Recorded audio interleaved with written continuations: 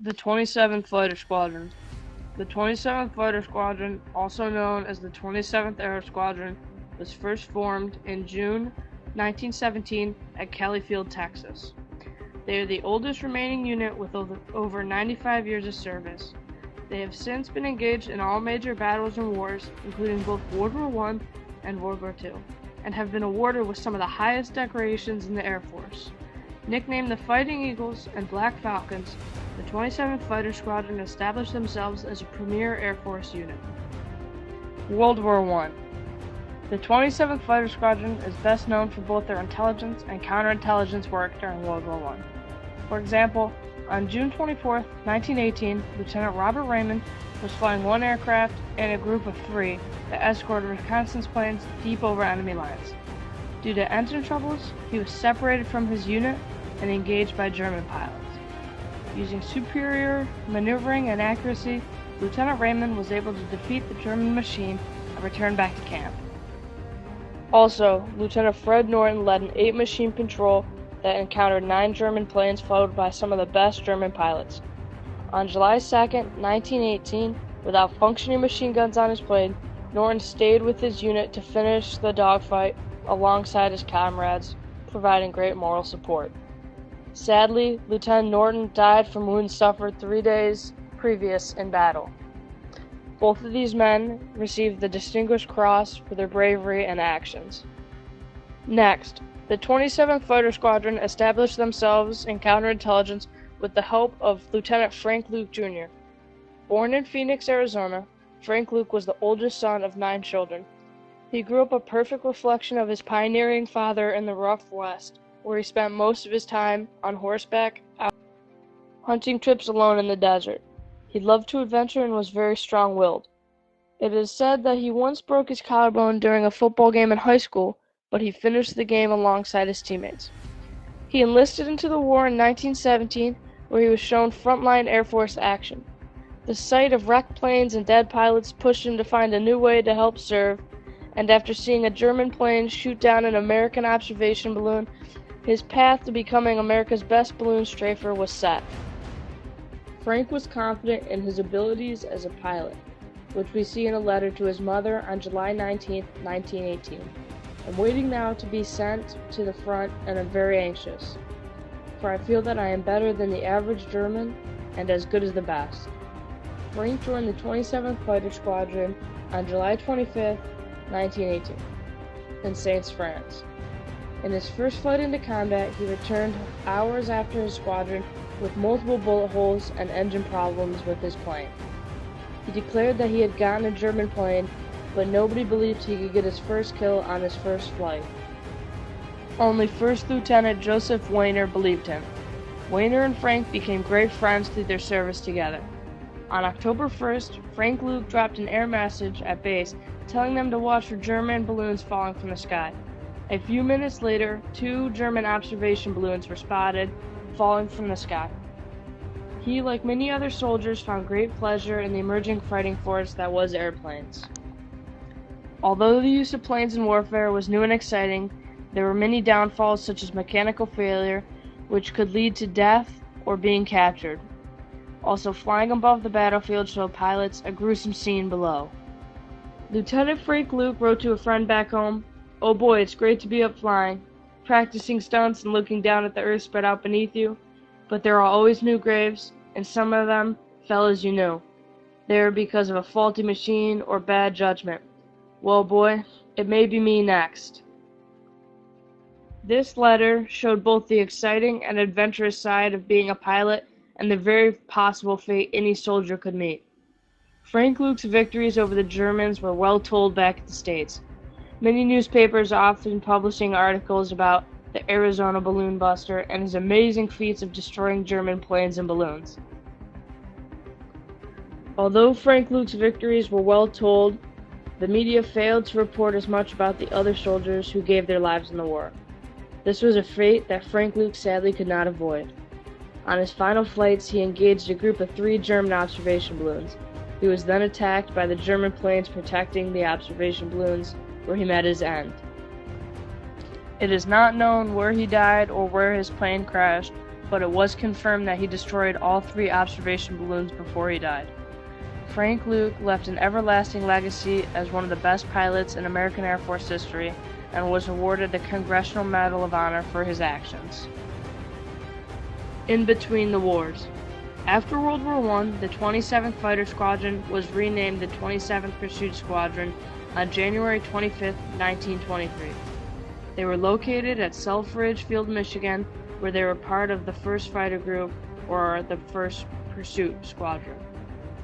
The 1st Fighter Group, which is composed of 3 squadrons, the 27th, the 71st, 94th, each with 25 Sabres.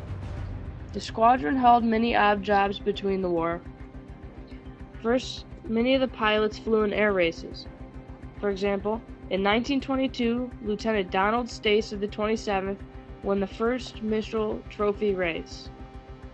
Next, since they were one of the best fighter squadrons, they were also tasked with testing new airplanes in some extreme conditions, primarily the cold. For example, they tested the P-1 Hawk, which had problems starting until the engine was thawed out. The 27th Fighter Squadron was called the hottest Air Force fighter outfit in the nation. The 27th was assigned some of the fastest cutting-edge planes of the time period, with some flights reaching 700 miles per hour.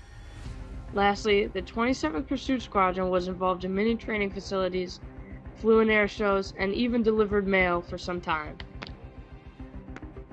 World War II. The 27th was involved in the Pacific, Mediterranean, and North African theaters primarily during World War II, with some slight engagements in the European theater. The 27th was initially sent to March Field, equipped with P-38s and P-43s to help defend against the Japanese attacks on Hawaii. Here it faced heavy losses, losing almost half of its officers and soldiers to engagements in the Pacific. Soon after their start in the Pacific, they were transferred to be stationed in Britain in 1942. Here they led bombing attacks, escorting B-71s deep over Nazi-occupied France. They had great success, but yet again, the 27th Fighter Squadron, as part of the 1st Fighter Group, moved to help the North African theaters. In North Africa, the 1st Fighter Group provided close fighter and bombing support to fight the Afrika Korps. In Africa, the conditions were harsh. The searing hot sun had negative effects on planes, even to the point where pilots could not touch exposed skin to the metal without getting burned. The leading ace for the 1st Fighter Group during World War II was Lieutenant Jack Ilfrey. He was known for his abilities in dogfights, especially when piloting his P-38, which was named Happy Jack's Go Buggy. Lieutenant Jack Ilfrey was on a flight to Algeria when mid-flight his 150-gallon fuel tank fell off the plane, making it impossible for him to reach his destination. He was forced to crash land in neutral Portugal, where he was arrested. Soon, his commanding officer had arrived and got Jack released, only to yell at him for causing an international incident and not even burning his plane upon landing. Although his incident with Portugal was bad, Jack Ilfrey was a great fighter pilot. He was credited with 7.5 victories, along with 2.5 assists during his time in North Africa. Like many pilots, Jack put Nazi swastikas on his plane to symbolize his kills. Ilfrey was one of the lucky soldiers who were able to return home from the war. He was promoted to the rank of captain before he left the Air Force to go back to his hometown of Houston, Texas, and reside into a normal life. After the first conquests in North Africa, they made their way to the Italian peninsula. Their first mission was to be a part of the air attack on the airfield complex of Foggia.